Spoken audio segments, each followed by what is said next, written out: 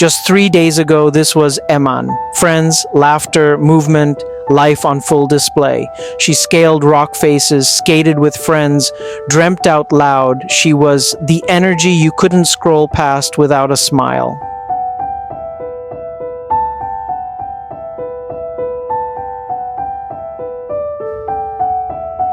Emman Atienza, daughter of television host Kim, or Kuya Kim Atienza, had become known for her raw openness about mental health, for her kindness, and for making others feel seen. This might be a controversial take, but hear me out.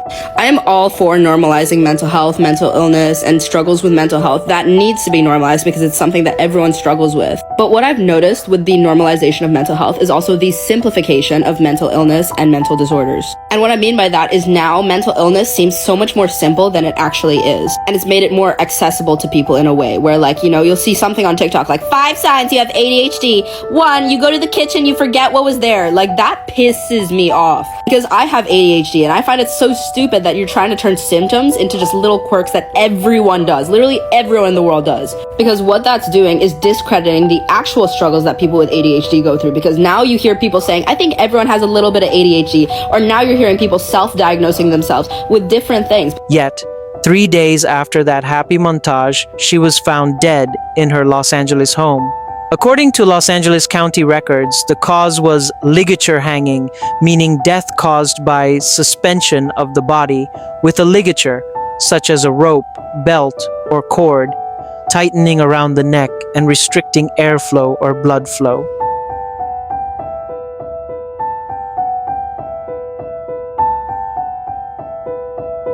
Since age 12, Emman battled mental health issues. At bago ka makarating dun sa depression and harming yourself, may pinagdaanan ka kasi. You went through something nung bata ka. Yeah, different types of abuse actually, because I think my parents were very busy with their work often, so my yaya was my companion a lot of the times, and she was abusive in more ways than one. So one of the ways was verbal, so she'd always insult me, say the same things these two people on Twitter were saying. Okay, They're when you say useless, disappointment, yan ang sinasabi sa'yo. stupid, Yaya mo? yeah, all these different things. And then she kind of gave me these paranoid beliefs. So one thing was I couldn't be in rooms alone, any enclosed space. So because I had this feeling like I'm gonna die. There's something in here that's gonna kill me. Like it felt like the devil was in my room. Like it felt like I'm going to die. Because of my yaya, I only got over this fear when I was around 14 years old. Therapy, relapse, self-harm.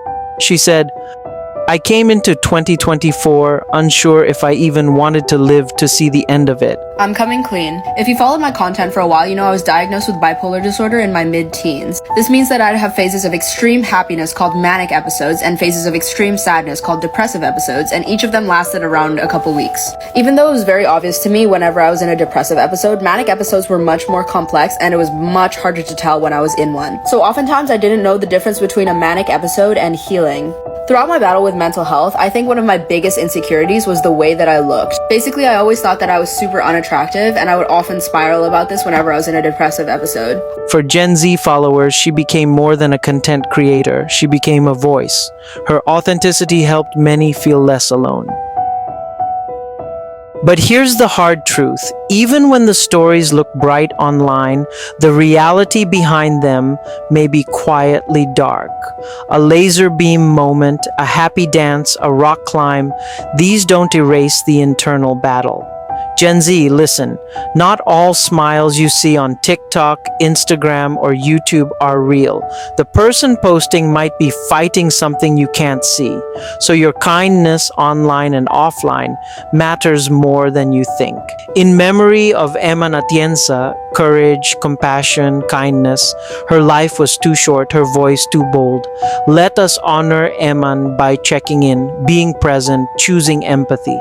The camera stopped, but the need for connection keeps rolling. I casually mentioned it to my first grade teacher, and then she told my parents, and she said, like, this isn't okay, like, you need to get help, blah, blah, blah, blah. And Kinausap ka ng parents mo about it? yeah, they told my parents. I think that was the first kind of taste of, like, my parents finding out something about my yaya. But I only fully told them everything when I started going to therapy, and I realized, okay, wait, this wasn't normal, that wasn't normal, this wasn't normal. Parang yung kinukwento sa atin ni Emman ngayon is also an awakening para sa ating mga parents.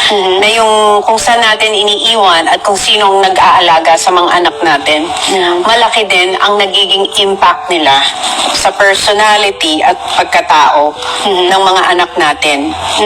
Yan ang magiging childhood memory nila. So kung ano ang ginagawa ng yaya or ng guardian, magkakaroon ng malaking impact yun. So paano yan naka-affect sa mental health mo growing up? Because I was scared to be in rooms alone. She had to sleep in bed with me. And so every time I would move to change positions, she'd slap me. And Hindi mo sinusumbong yun. You didn't tell that to your parents. The my yaya was hitting me. no, I didn't. I didn't realize it wasn't normal. I think for a lot of my childhood, I thought a lot of these things were normal. So gaano katagal nag-last? Naalala mo ba yung ganung cycle of like abuse? I think she got fired for an unrelated reason. To me, I think she talked back to my parents. Yeah, that's when she just left the next day, and I never saw her again since.